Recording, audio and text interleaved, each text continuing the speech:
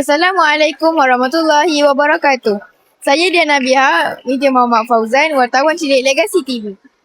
Hari ini saya berada di Dewan STM 1 sempena ceramah Nuzul Al-Quran peringkat sekolah pada tahun 2026.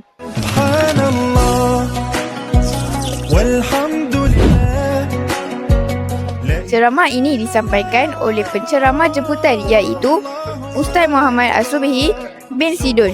Beliau merupakan pegawai dakwah kanan pejabat kadi daerah Keluang. Mari kita saksikan. Nuzul Al-Quran. Anak tahu tak Al-Quran tu apa?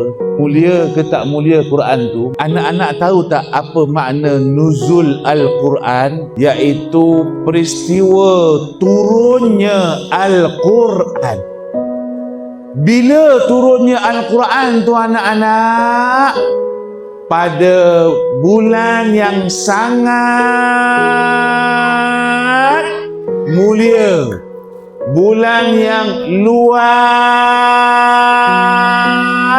biasa, bulan yang sangat istimewa, iaitu namanya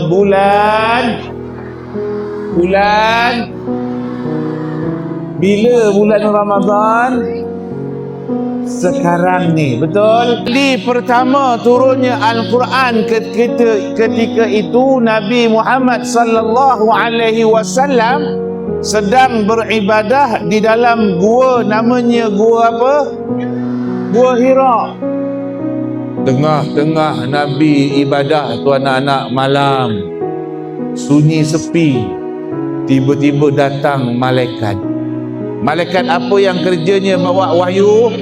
Malaikat Jibril. Anak-anak, guru-guru kita, kawan-kawan kita, saya semua ni mudah-mudahan akan diberkati dan dirahmati dengan berkat Al-Quran.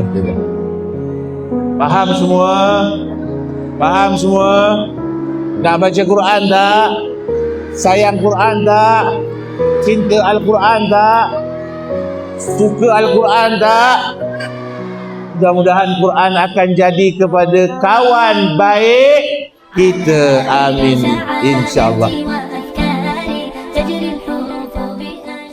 Sesungguhnya Al-Quran itu telah diturunkan kepada Nabi Muhammad SAW yang kekal sehingga kini. Jom sama-sama kita istiqomah memudayakannya. Nak tahu tak, Al-Quran akan jadi BFF kita tahu dalam kubur nanti? InsyaAllah.